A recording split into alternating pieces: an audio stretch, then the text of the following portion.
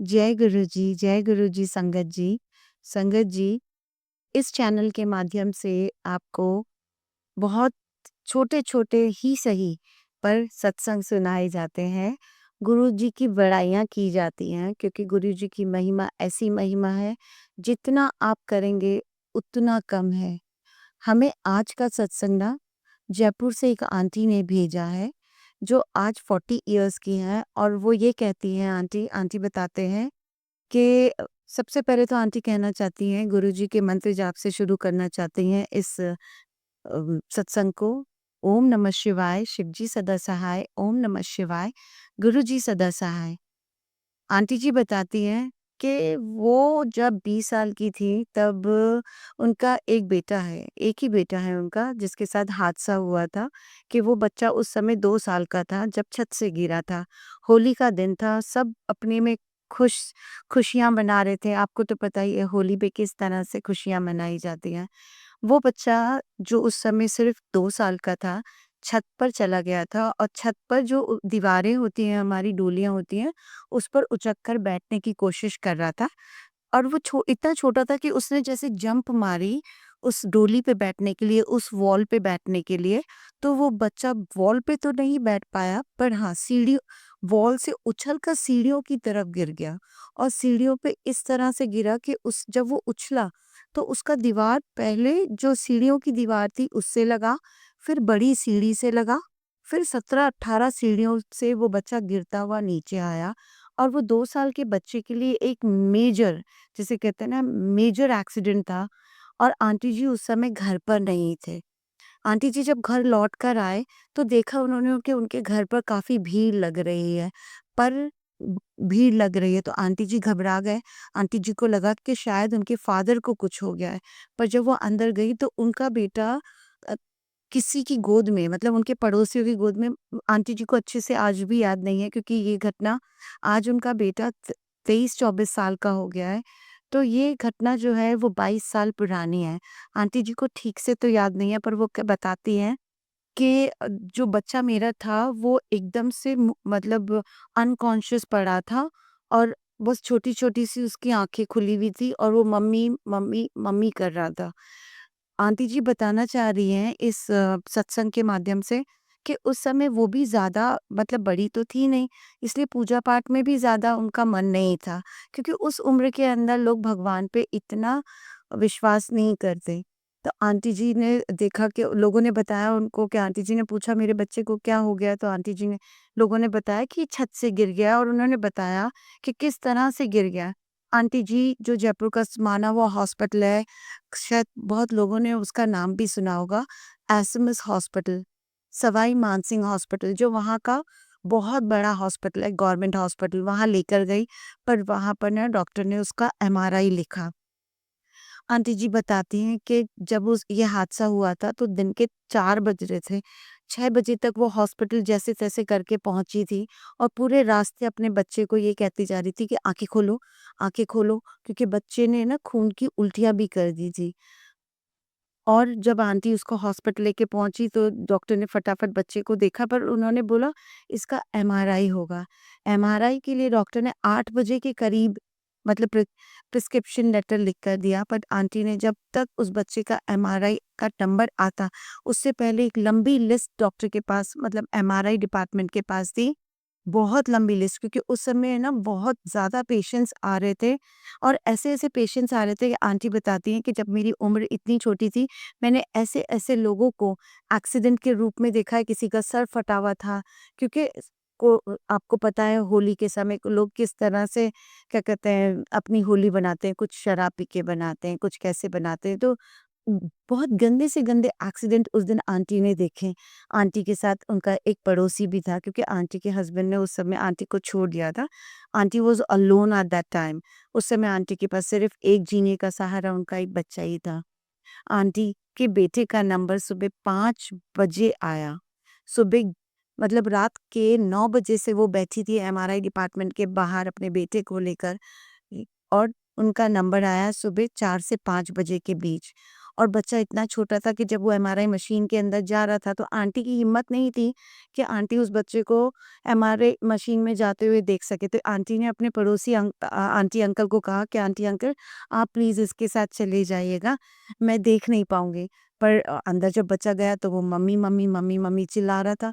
तो वो जो अंकल आंटी उनके साथ उनकी हेल्प के लिए, जो गुरुजी ने उनकी हेल्प के लिए उनके साथ कंधे से कंधा मिलाकर खड़ा किया था, उन आंटी अंकल ने कहा कि नहीं, आपको ही बुला रहा है बच्चा, आपको भी साथ आना पड़ेगा, आप अकेले नहीं हो, हम भी आपके साथ हैं। आंटी अंदर गई, एमआरआई का उसका सारा रिपोर्ट्स हुआ, उसके सारे चेकअप्स हुए और उसके बाद बच्चे को लेकर बाहर आ गई। गुरुजी की रहमत इतनी बड़ी थी, आंटी बताते हैं कि बच्चे की एक आँख जो लेफ्ट आई है, वो उस तरह से बंद हो गई थी जैसे हम पिक्चर मतलब मूवीज़ में नहीं देखते कि एक एक्सीडेंट हुआ उसके बाद चेहरा दिखाते हैं पिक्चरों के अंदर, हाफ ब्लैक होता है और हाफ वाइट होता है। उस तरह का बच्चे का कॉम्प्लेक्शन हो गया था, जो लेफ्ट हैंड साइड वाला जो पार्ट था ना वो बच्चे का काला पड़ गया था और लेफ्ट आई उसकी बिल्कुल बंद हो गई थी। मतलब वो बच्चा उस समय सिर्फ एक ही आँख से देख रहा था और वो आराम से खेल रहा कूद रहा था। और आंटी को इतनी टेंशन थी कि और जो लेफ्ट जो सर था, मतलब उसका जो फ़ॉरहेड है ना, फ़ॉरहेड था ना, वो लेफ्ट हैंड साइड पे इतना ऊँचा हो गया था कि उसके अंदर दिख रहा था कि चोट आई है, तो वो इसी तरफ आई है। डॉक्टर को दिखाया तो डॉक्टर ने उसकी एमआरआई रिपोर्ट देखते ही तुरंत बोला, "ये बच्चा है कहाँ पर?" तो आंटी ने बताया, जो उनकी मदर हैं, जिनका ये सत्संग है मैं आपको सुना रही हूँ। आंटी ने कहा वो कॉरिडोर में है, वो वहाँ खेल रहा है। डॉक्टर ने तुरंत उसके लिए कहा कि मैडम वो बच्चा खेल रहा है? इस बच्चे की तो दोनों स्कल्स टूट चुकी हैं, जो हम फ़ॉरहेड होता है उसके अंदर जो स्कल होता है वो टूट चुका है। ये बच्चा कैसे सर्वाइव कर रहा है? आप उसको तुरंत मेरे पास लेकर आइए। डॉक्टर ने उससे बात करी और वो इतनी कॉन्फिडेंटली डॉक्टर के साथ हँस रहा, बोल रहा, उन्हें जवाब दे रहा। तो डॉक्टर ने सिर्फ़ यही कहा कि मैडम, आपका बच्चा ना सिर्फ़ और सिर्फ़ इस तरह से जो हँस रहा, बोल रहा है ना, इतनी बड़ी चोट आने के बाद भी, वो बस एक मिरेकल है ऊपर वाले का। आपके ऊपर और आपके बच्चे के ऊपर कोई बहुत बड़ी शक्ति है, जो इस बच्चे को इतनी बड़ी चोट आने के बाद भी इस तरह से ज़िंदा रखा हुआ है और बच्चा चल रहा, फिर रहा है, हँस रहा है, बोल रहा है, खा रहा, पी रहा है। फिर डॉक्टर ने उसकी रिपोर्ट्स देखने के बाद कहा, "मैडम, हम इसका ऑपरेशन तो नहीं कर सकते बिकॉज़ बच्चा बहुत छोटा है और अगर ऑपरेशन करेंगे भी तो इसके बहुत साइड इफ़ेक्ट हो जाएँगे। हो सकता है कि इसको आगे जाके फिट्स आने लगें या इसको पागलपन के दौरे आने पड़ें, क्योंकि वो डोज़ेज़ जो मेडिसिन हम इसको देंगे, वो ये मतलब वो ये हज़म नहीं कर पाएगा।" तो आंटी जी ने पूछा कि आगे क्या करना है? तो डॉक्टर ने उनको कहा कि आप इसको जो हम डोज़ेज़ देंगे दवाई के, बस आप इसको अंडर ऑब्ज़र्वेशन रखना होगा कुछ दिन हमारे पास हॉस्पिटल के अंदर। उसके बाद इसका चेकअप करने के बाद सारी चीज़ें, इसका ट्रीटमेंट होने के बाद हम आपको बताएँगे कि इसकी छुट्टी कब देंगे हम, और उसके बाद आप उसको ठीक से जैसे-जैसे हम आपको बताते जाएँगे, आप प्लीज़ वैसे-वैसे इस बच्चे का केयर करते जाइएगा। आंटी ने बहुत अच्छे से डॉक्टर ने जैसे-जैसे बताया वो करती गई। बस आंटी ये बताना चाहती हैं कि आज वो बच्चा उनका 23 साल का हो गया है। ठीक है? उस समय तो आंटी जी को पता नहीं था कि रहमतें क्या होती हैं, भगवान क्या होते हैं, भगवान की शक्तियाँ क्या होती हैं। उस समय आंटी बस मंदिर जाके यही बोलती थी, मेरे जीने का सहारा तुमने एक ही दिया है और उसका नाम भी मैंने तुम्हारे नाम पर रखा है। आंटी बस उस बच्चे का नाम डिस्क्लोज़ नहीं करना चाहती हैं, पर आंटी ने यही कहा, हर रोज़ वो शिव मंदिर जाके यही कहती थी, सब कुछ तो तुमने मुझसे छीन लिया है, मेरे पेरेंट्स छीन लिए हैं, सब छीन लिया। अब ये एक बच्चा है जिसके लिए मैं ज़िंदा हूँ और बच्चा मेरे लिए ज़िंदा है। आंटी बताती हैं कि आज वो उस बात को जब रिकॉल करती हैं, तो उन्हें लगता है कि हाँ, भगवान है। गुरुजी ने उनको कब से सँभाला हुआ था। हम कहते हैं ना कि हम भगवान को पकड़ते हैं या हम भगवान की तरफ डिवोटी होते हैं, नहीं।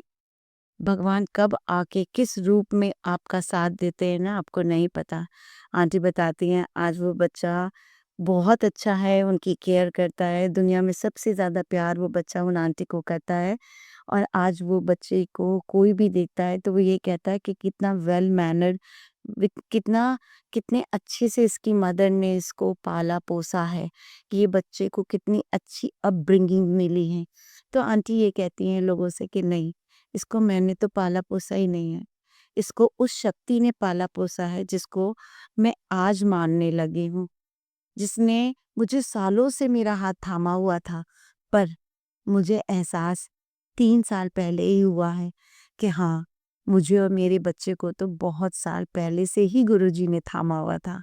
आज आंटी गुरुजी का हर पल, हर वेले शुकराना करती हैं कि गुरुजी, मैं पहले ये सोचती थी ना कि मैं अकेली हूँ, नहीं, आपने मुझे अपना बेटी बनाया है, मेरे बेटे को तो आप कब का अपना नाती बना चुके हो, कब के आप उसके पिता भी बन चुके हो, उसकी बहन भी बन चुके हो, उसकी माँ भी बन चुके हो, स दुनिया के सारे रिश्ते आपने उसकी उस उम्र से उसको दिए हैं, जब आंटी जी को यही नहीं पता था कि अब उनका भविष्य आगे क्या होगा और उनके बच्चे का भविष्य आगे क्या होगा। वो बच्चा अच्छे से पढ़ा-लिखा भी और गुरुजी की संगत में सेवा भी करता है, गुरुजी के दरबार जाके सेवा करता है। आंटी आज बताती हैं कि बस अगर मैं किसी का कुछ बहुत ज़्यादा शुकराना करना चाहती हूँ, तो वो सिर्फ़ और सिर्फ़ मेरे गुरुजी हैं, जिन्हें जाना मैंने आज 2 या 3 साल पहले है, पर गुरुजी ने मुझ पर रहमतों की बारिश की हुई थी, बहुत साल पहले से। इसलिए आंटी दुनिया से अब ज़्यादा नहीं जुड़ी हुई हैं। आंटी सिर्फ़ और सिर्फ़ दिन-रात गुरुजी का मंत्र जाप करती हैं, मन में मंत्र जाप करती हैं और जब गुरुजी के पास आसन मतलब गुरुजी के आसन के सामने बैठती हैं, तब मंत्र जाप करती हैं, आँखें बंद करके बस उनको शुकराना करती हैं। और आंटी जब ये सत्संग आंटी ने मुझे शेयर किया है, जो मैं उनके कहे शब्दों से आप सबके पास पहुँचा रही हूँ, तो आपके घर में भी अगर कोई बीमार इंसान है, तो डरिएगा नहीं कि आगे क्या होगा, क्योंकि हम सबका हाथ सिर्फ़ गुरुजी ने थामा है। इसी विश्वास के साथ मंत्र जाप करते रहिए, गुरुजी का जल प्रसाद पीते रहिए, पिलाते रहिए क्योंकि वो एक अमृत है, हमारे महाशिव का दिया हुआ अमृत है। गुरुजी कभी अपने बच्चों का हाथ नहीं छोड़ते। तो मैं अपने इस सत्संग से जो आंटी ने मुझे आप सबको शेयर करने के लिए कहा है, मंत्र जाप के साथ अंत करती हूँ और आप सबसे ये कहना चाहती हूँ कि इस चैनल के माध्यम से आपके पास छोटे-बड़े जो भी सत्संग हैं, आप हमें शेयर कर सकते हैं। मेरे डिस्क्रिप्शन के अंदर मैंने मेल आईडी दिया हुआ है। बस गुरुजी का मंत्र जाप करिए जैसे मैं कर रही हूँ। ओम नमः शिवाय, शिव जी सदा सहाय। ओम नमः शिवाय, मेरे गुरुजी सदा सहाय। जय गुरुजी, शुकराना गुरुजी।